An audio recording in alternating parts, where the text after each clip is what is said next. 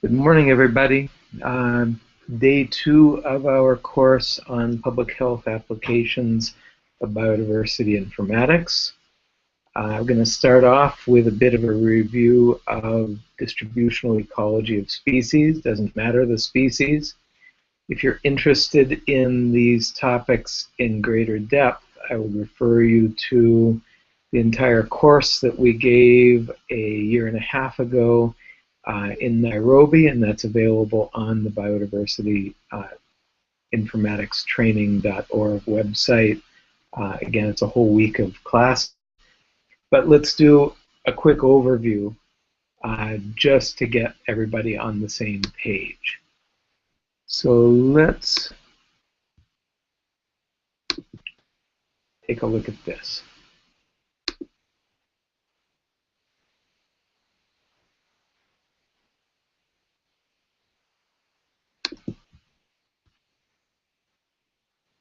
Okay, so let's just think a bit about distributional ecology, which is to say, why are species where they are?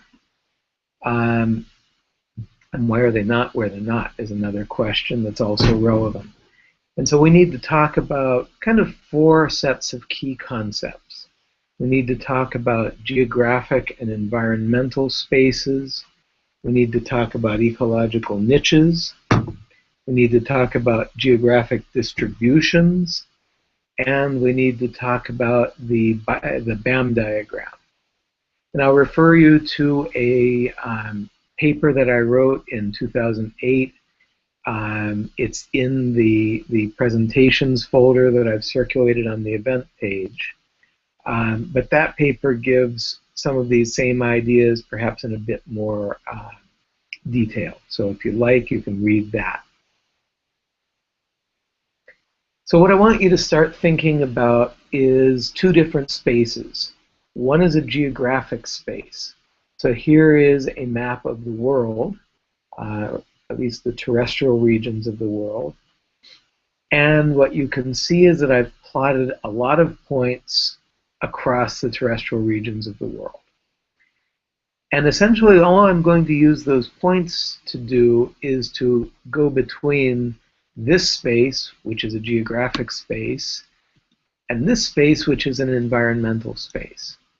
So each one of these points on our map has a value for a whole bunch of environmental variables. And in particular, in this case, just for a simple illustration, I want to show you a plot of annual precipitation against annual mean temperature. And all you need to see is that these plots do not correspond to each other in any linear fashion. Obviously, the environments have an odd shape because precipitations don't go below 0. So we are stuck close to but not down to 0. And then there are some places on Earth that have very high precipitation. There aren't many of them, but they go up to more than 7,000 millimeters of rain per year.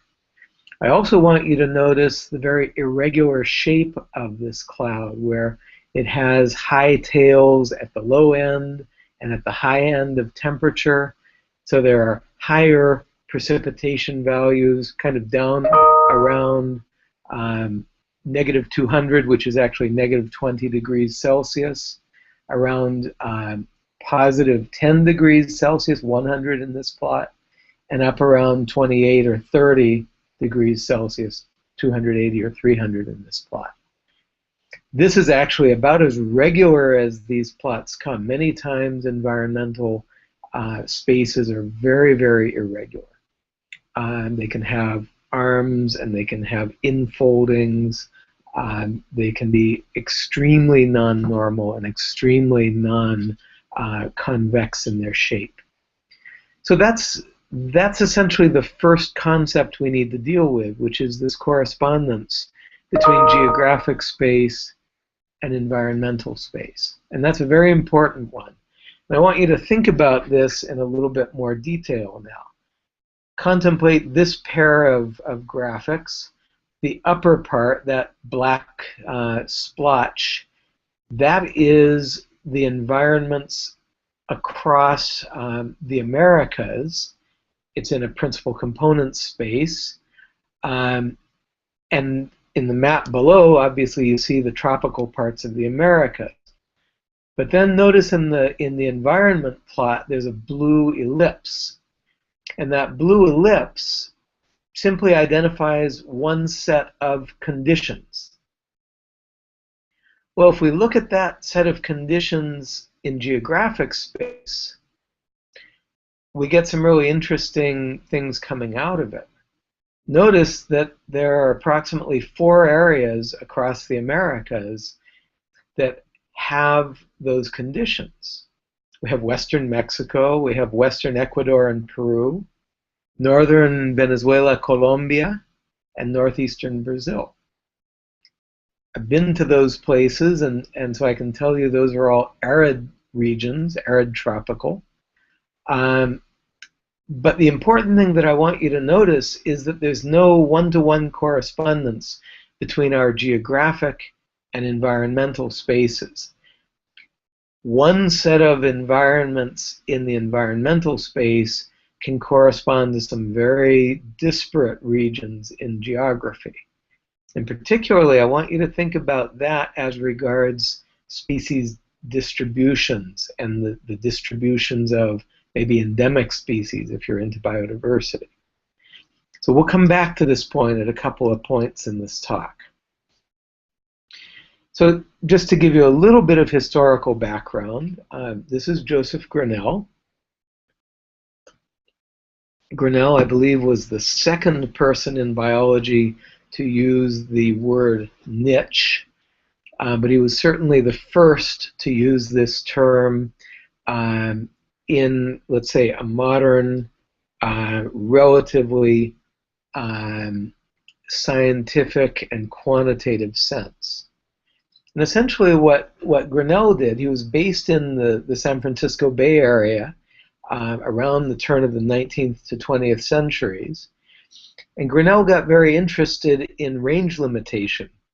And so he took species, for example, this very famous paper about the California thrasher, which is a mimid, and it is mostly endemic to California. It gets a little bit into Baja California in Mexico. But essentially what Grinnell did in this paper and in other papers for other species was essentially to move around the range limit of this species. You can see the map that he provided. He essentially imagined walking around the range limit of this species and asked, what's different inside and outside at every point along the range of the species, and as a consequence, what environmental differences are probably responsible for limiting the distribution of that species. And he used this idea of ecological niche to refer to requirements. Essentially, what does the species need in order to maintain populations? Now, everything would have been very convenient and easy, except that Grinnell gave this long list of possibilities, and a couple of them were other species, like competitors or food items. And so that messed things up a little bit. But even to this day, we refer to the Grinnellian ecological niche as essentially the set of abiotic parameters that the species requires in order to maintain populations. And so we kind of ignore a couple little details in Grinnell's list of factors, and we focus on what he focused on, which were those abiotic factors. Now, I guess what imitation is the highest form of praise. Very soon after, this term niche started to get a lot more attention, and specifically, it got attention in ways that really clouded its utility. So on the left of this screen is Charles Elton. And in the 1920s, Elton began using the word niche, but in a very different sense. Elton was referring to the niche as essentially the role of a species in an ecological community. And you can imagine that's very different from Grinnell's idea of niche as the set of requirements that a single species needed to have present in order to maintain populations.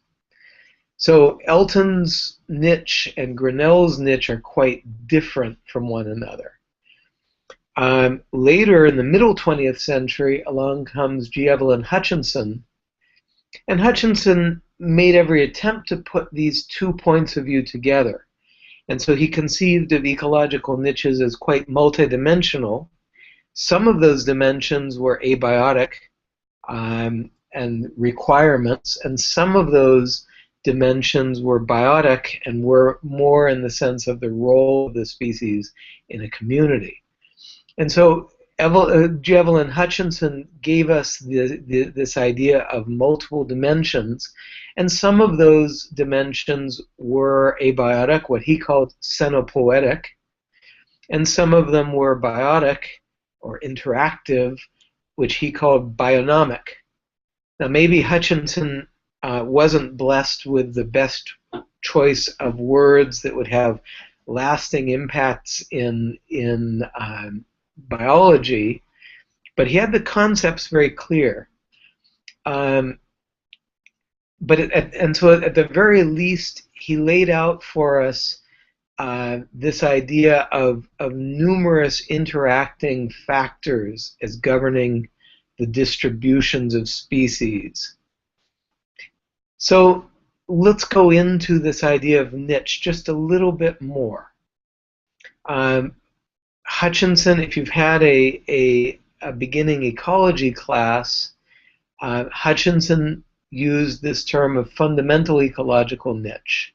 And this, again, was quite related to physiological tolerances and requirements. And essentially, this was the set of conditions that the species needed to be able to maintain populations.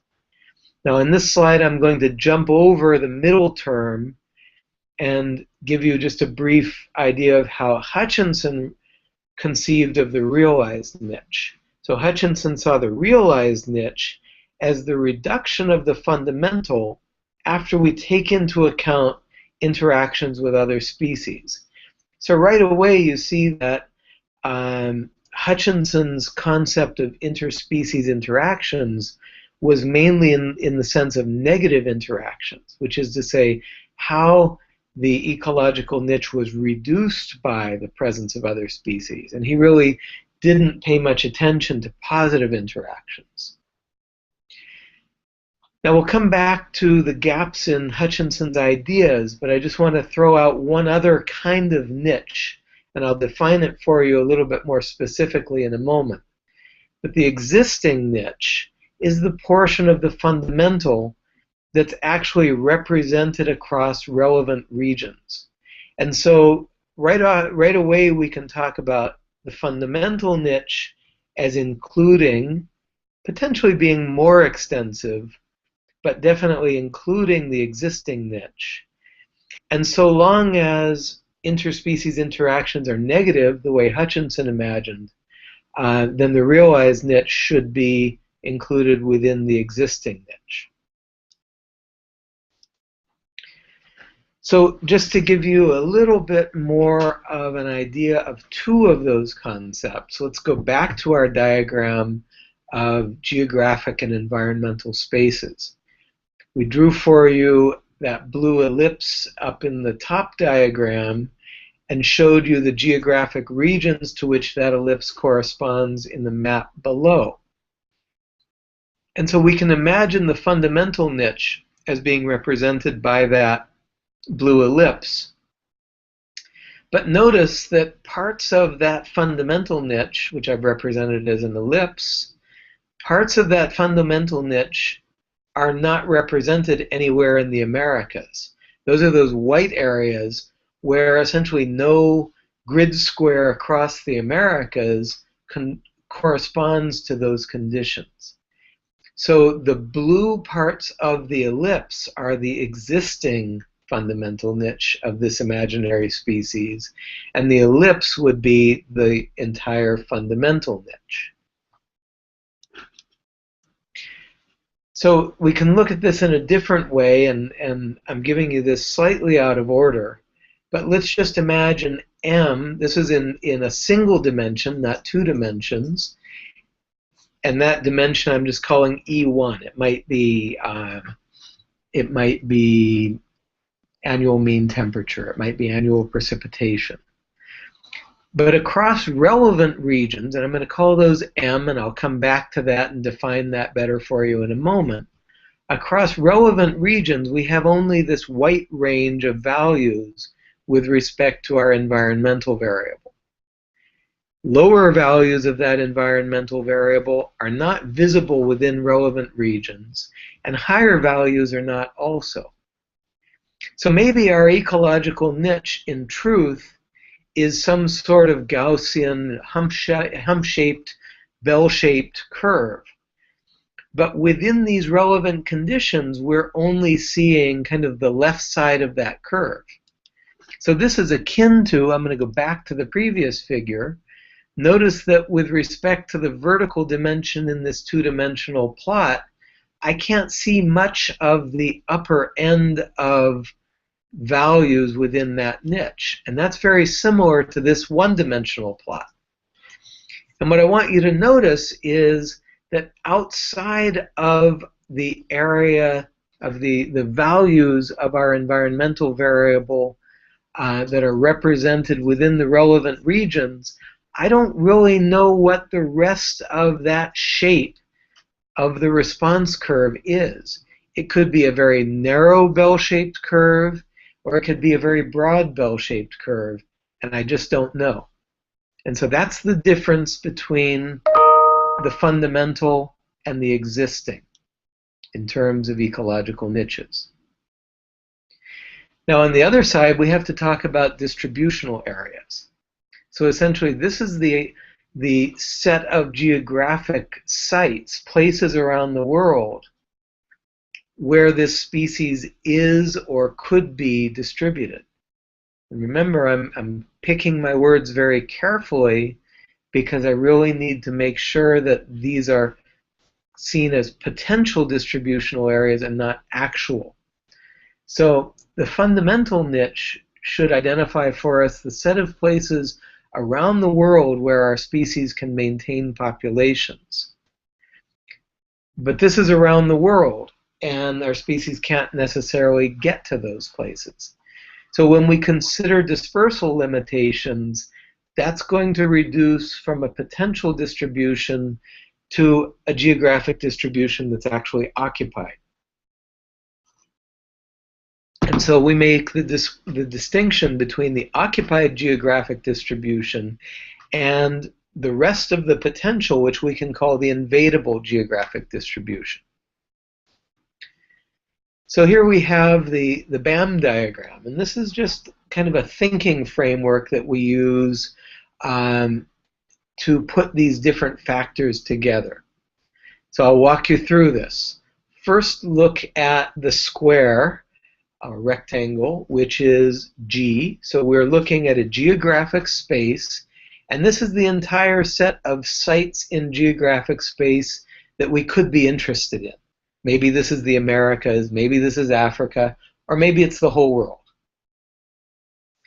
Now within G, there is some set of sites that are suitable in a Grinnellian or cenopoetic sense, which is to say they meet the requirements of the species with respect to abiotic variables.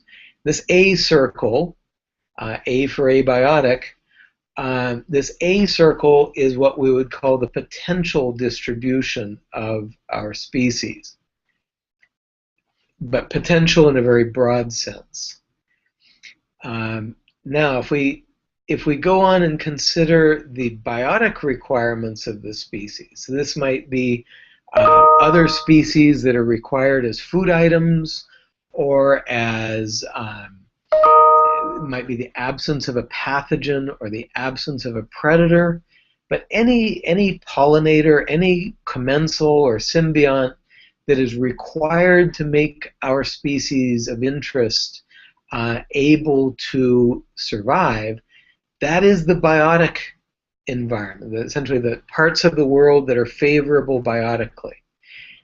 Now, where A and B overlap, that is what, in a narrower sense, we'd call the potential distribution of our species. So that is where both the abiotic and the biotic conditions are right. So we have the B and the A, now we need the M. The M is the set of sites that is accessible to our species. So if we're talking about a species that is only in Africa, maybe a set of sites in the Caribbean are suitable but not accessible.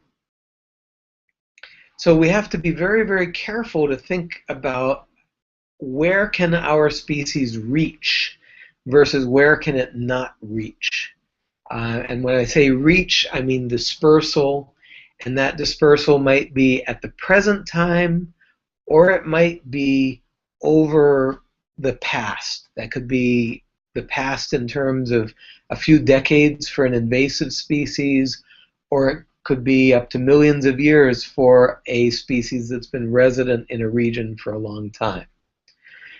So we now have our three circles: abiotic, biotic, and mobility or movement.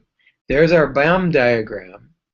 At the three-way intersection, where all three of these conditions are fulfilled, that's the diagonally shaded black and white area. That area is the occupied distribution.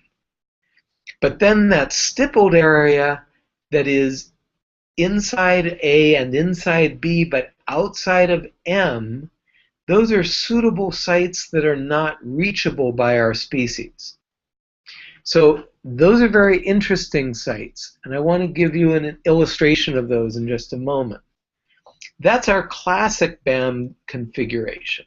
But I also want you to think that these different configurations may be, there may be different possible configurations of these three circles. So this is what we could call kind of a classic configuration, and we draw it that way really just because it makes us think about all the different areas that are defined by these three circles. But for example, I could jokingly say how Hutchinson saw the world, or I could just say if our species is extremely good at dispersal, then everything is accessible, and the only real constraints on the distribution of our species are the overlap of the abiotic and the biotic dimensions of the BAM diagram. Another point of view, maybe we could look to Alfred Russel Wallace here, is really governed by access or mobility. Wallace spent a lot of time in Southeast Asia, in what's called Sundaland, which is this massive complex of islands. And so Wallace might have appreciated insularity and isolation as crucial factors in delimiting distributions of species. But we need to think a lot about these barriers to movement, which is to say M. For a lowland species, it might be a mountain range. For a forest species, it might be a river going through that forest. That's very common in the Amazon. For montane species, it might be a valley. It's essentially any set of conditions that are so inimical to the species that we're interested in that our species never goes there. So I want to give you an example of the effects of M. And essentially, I'm going to give you kind of an unnatural, but a human experiment that was, of course, unplanned, but is nonetheless quite useful and instructive. Imagine a BAM diagram. This pink circle is our mobility area. But imagine if by human action that mobility area were to expand. And so this is a very common phenomenon. This is species invasions. Species invasions became much more prevalent as humans moved more quickly and more broadly around the world. So let's take an example, and it's an example that's relevant to diseases. Let's take it's called the so-called Asian tiger mosquito, Aedes albopictus. And there's this paper from about 10 years ago by Benedict and colleagues, which lays out this set of analyses. So here's Aedes albopictus. Probably too many of you are familiar with it because it's a real pest, and then also is known to be quite an efficient vector of a number of diseases. If we were to take a guess at the native distribution of this species, it would look something like this. Maybe you could ignore the Australo-Papuan region and Madagascar. But let's imagine the native region of this species as Southeast Asia. And the white circles that you see, sorry, the white squares you see on this map are 100 occurrences of the species that were harvested from the literature. And then the purple shading is the result of an ecological niche modeling effort. And where you see darker shading, that is envisioned as more suitable, and lighter shading is envisioned as less suitable. Now these authors took this niche model and applied it to North America. Essentially they asked, looking at the conditions in environmental space, what parts of North America fit the conditions that this species liked on its native range in Asia? And so for the lower 48 states in the US, they came up with this region. Here the shading is green, but again, the darker the shading, the more suitable that the area was envisioned as being. Now what I want you to watch, usually this is a movie, but to be able to show it over Google+, it's just going to be static images. But what I want you to see is what actually happened when Aedes albopictus invaded the US. And essentially, that's what happened. In about 15 years of this invasion, the species invaded very quickly across the southeastern United States, very, very rapidly and very, very deeply, which is to say it covered most of the southeast. But notice that it got out to a certain region and slowed down. You could see that if I had the animation alive. But the interesting thing is that Aedes albopictus really stopped right at the limits of this green area. So what it says is that Aedes albopictus in North America pretty much obeyed the same rules that it obeys on its native distributional area. And indeed, worldwide, it really did the same thing. It obeyed that same set of rules, and we don't see occurrences of albopictus broadly outside of the areas that you would identify as suitable for it based on its native range. So just to go back to my BAM diagram, what happened was if we broadened the M by transporting Aedes albopictus around the world, this is the dashed pink circle in this diagram, then we see more of the species' potential distribution become available to it, and it invades quite quickly into those areas, but not farther.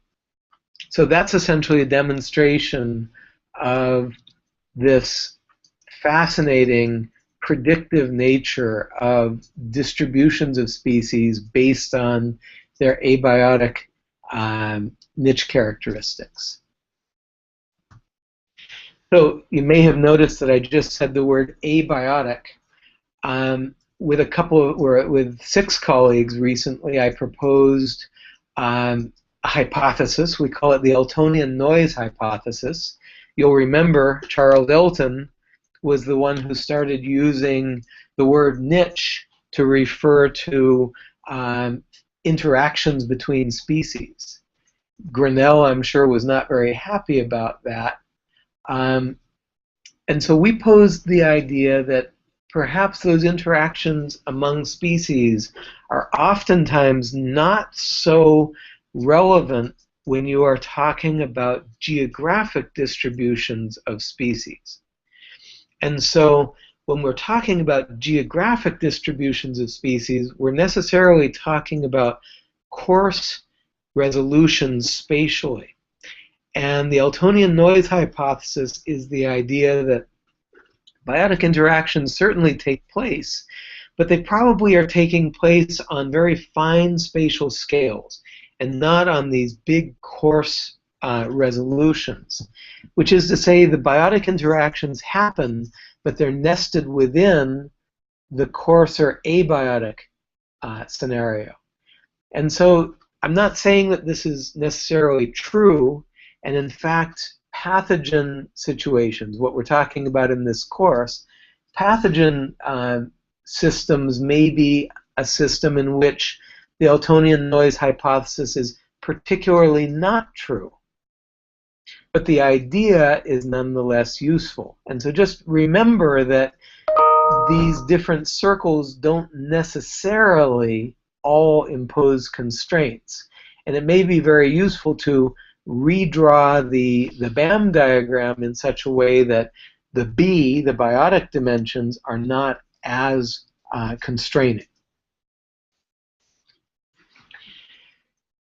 So here's a slightly confusing equation, but I think if I explain it to you, it won't be as bad, and it's very, very useful.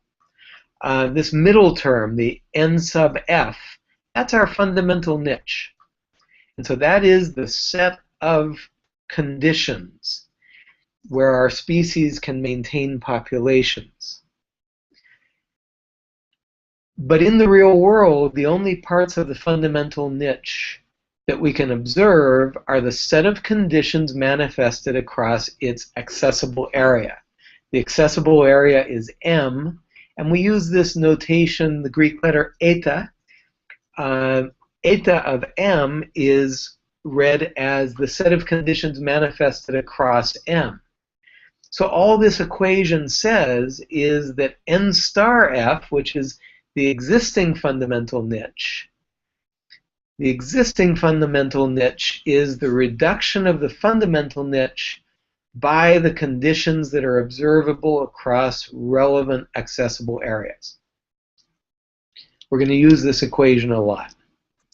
So again, remember our geographic and our environmental spaces. But we may look at a particular species. This is a bird endemic to Chile. We may look at particular species, and we may decide that the area that is accessible to that species is just a very small area. This species was sandwiched in between 2 other species that are its congeners and between the crest of the Andes Mountains and the Pacific Ocean. And so look down at this graph, which is our global set of environments. But in green, I'm showing the environments that are available within its accessible area. This is eta of M. And the pink squares, or the orange squares, show the actual occurrences of our species. And what I want you to notice is that we really don't see our species against much of a background of accessible environments. So if I zoom in, this is that same set of points. If I zoom in, my niche might be this very small blue ellipse, or it might be the somewhat larger green ellipse, or it might be some huge ellipse like the red one. And the thing is, I have no evidence to the upper right part of this graph to tell me about the limitations of the fundamental niche. So to put it back into the notation I just gave you, what we're able to see of this species fundamental niche is the existing portion, and the existing portion is this area that's kind of covered by the orange points. But we don't know how big the fundamental niche is, particularly to the right in this graph, upward in this graph, and up and to the right in this graph. So, if ever you're in a situation where you want to compare two fundamental niches, and you're going to see this very, very frequently, does a particular pathogen occur in dogs and in humans under the same environmental circumstances? That's a question about whether two fundamental niches are the same. Well, my argument would be you can only make this comparison robustly if you take into account the set of conditions across the area accessible to each species. So look at the bottom equation. What that's saying is you can only ask the question of equivalency of fundamental niche 1 and fundamental niche 2 when you condition each on the set of conditions available across its respective accessible area. Now I'm really going to mess things up and confuse you, but I'll walk you through this. I just want to give you a couple equivalencies in terms of niche and in terms of distribution, just to get you used to this notation. So I've just shown you that the realized niche at the upper right should always be a subset of, it might be equal to, but it should be a subset of the existing fundamental niche. And the existing fundamental niche should be a subset of the fundamental niche. Put it another way. The existing fundamental niche is the reduction of the fundamental by what's accessible, what environments are accessible. And the realized niche is a subset of the existing based on the effects of biotic interactions. If we go into the geographic realm, we have a parallel set of notation. A is this broadest sense distributional potential. Only parts of A will correspond to environments that are actually manifested across real-world landscapes, or more importantly, relevant landscapes, those within M. And perhaps a subset of that corresponds to the conditions that, to the sites that manifest conditions that fit the realized niche. And then G plus is the set of sites where our species is known. That's going to be a subset even smaller. So what I'm trying to get you used to is the idea of several different kinds of niches and several different kinds of distributions. The most important niches for you to think about are fundamental, existing, and realized. And the most important distributional areas are the potential, the occupied, and the invadable. So let's go back to disease systems. In disease systems, we have lots of interacting agents. This is a diagram that Dave Wagner used yesterday in his very nice introduction to these topics. And he showed you, this is for plague, he showed you how plague can bounce around amongst different sylvatic cycles, It can occasionally jump into humans, and it uses other, let's call them incidental hosts, essentially as transportation mechanisms.